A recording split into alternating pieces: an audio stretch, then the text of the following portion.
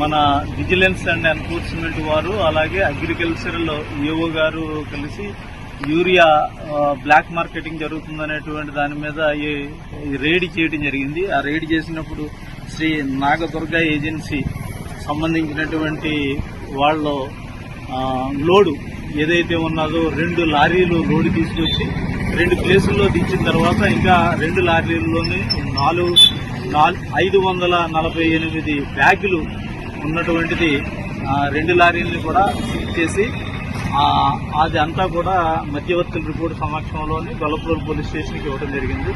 దీన్ని 2 కేసుల కింద రిజిస్టర్ చేసాం. దర్యాప్తు జరుగుతుందండి. ఇది ఎవరు చేశారు, ఈ స్టాక్ ఎక్కడి నుంచి వస్తుంది, తర్వాత ఈ స్టాక్ బ్లాక్లో ఎంత అమ్ముతున్నారు అనేటువంటిది దర్యాప్తులో తెలవాల్సి ఉన్నది.